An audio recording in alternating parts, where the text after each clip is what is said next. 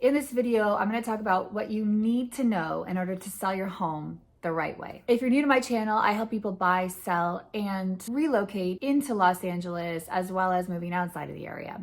I'm going to talk about ways that you can prepare your home for sale and what it's like to work with a really great real estate agent.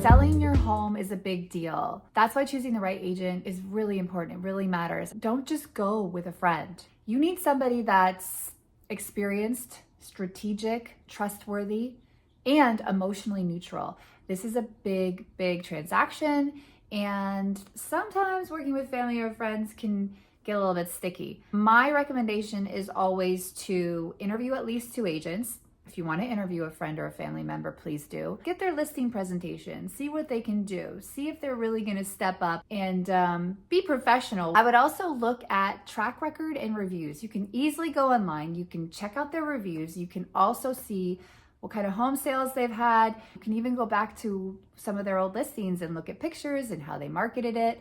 If there is somebody that you prefer to work with for whatever reason, go with it. Go with your gut, always. And once you know who you want to work with, be very clear with the other agent that you have an agent. Everyone will back off once that happens. If you need help interviewing agents, give me a shout. I'm happy to do my listing presentation for you. You can use that as a baseline for any of your other interviews and see if they line up. If you have any experiences that you've had with selling a home or working with a agent that was great or an agent that wasn't great, I want to hear your comments. Give me a thumbs up below and don't forget to subscribe. You don't have to do major repairs to get top dollar for your home, but presentation is everything. What I would like to start with are some small, smart ways that you can prep your home, including a fresh coat of paint. Use neutral colors, shades of white, shades of cream, shades of gray, just very neutral colors in terms of painting. Second thing is minor repairs. If you have any leaky faucets or broken tiles or squeaky doors or your doorknob handle that's been broken for years, just fix those little things. Buyers do notice that as they're walking through a home, and it doesn't take much for a buyer to be turned off. Buyers are very finicky, and you want to make sure you have a very clean presentation on your home when it goes to market. Decluttering is hugely important. This is going to be a part of my listing presentation. You want to declutter your home. You want to take out all those personal effects. Those things all need to go away. Less is more. Less is more. It makes it feel more spacious, and it also makes it feel like a home that they could possibly move into. You don't want them to feel like they're moving into your home.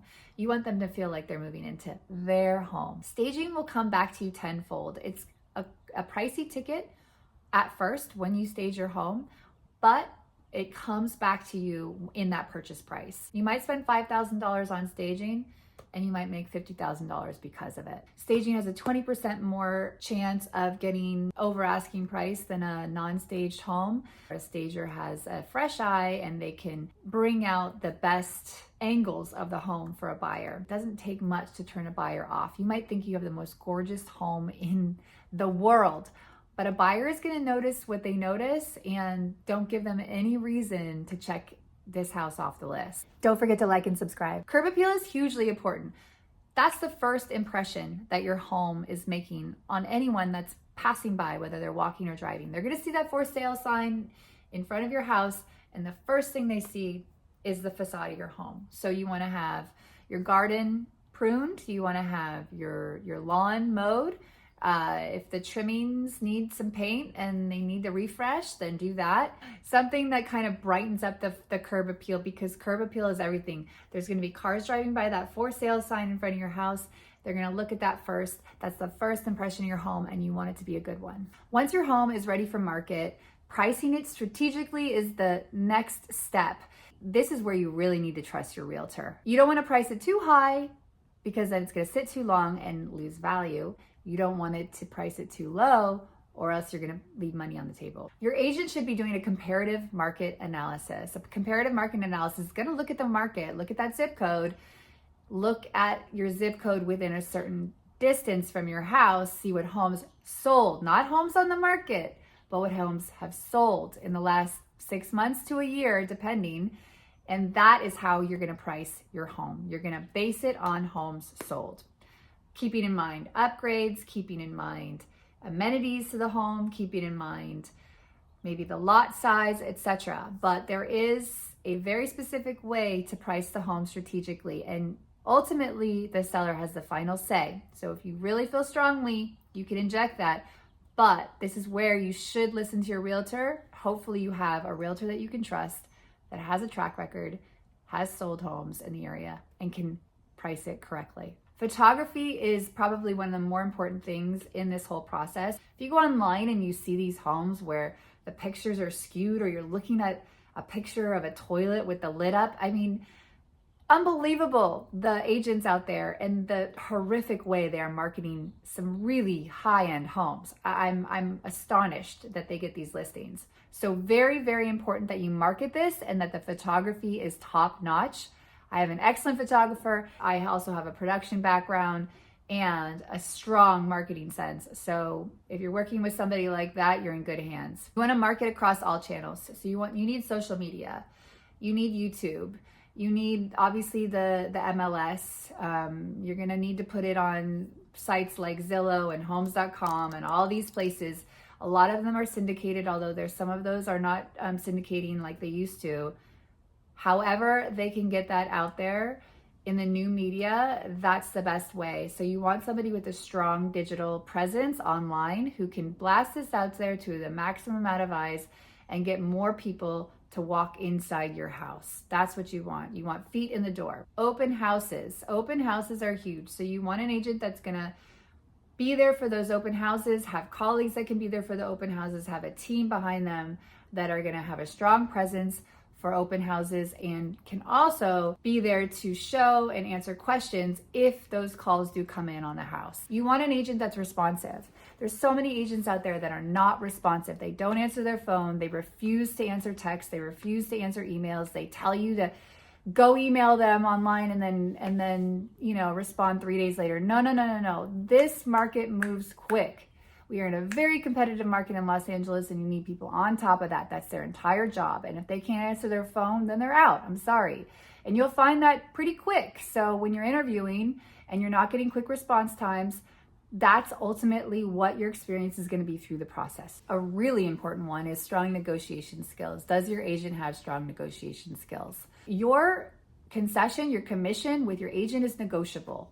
Everybody knows that. It's always been that way.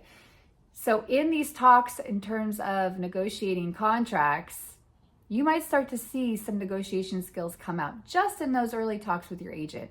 You are in a business deal, so you are going to have to negotiate certain terms. That's a good time to see what sort of negotiation skills your agent has. The highest bid isn't necessarily always the best offer for you. It depends on your circumstances. There's a lot of contingencies in there. There's a lot of terms in there that need to be negotiated. It's not just about purchase price. It's about timing. It's about credits. It's about what happens during escrow. All the hundreds of things that happen during escrow. Your agent needs to be there to negotiate every step of the way.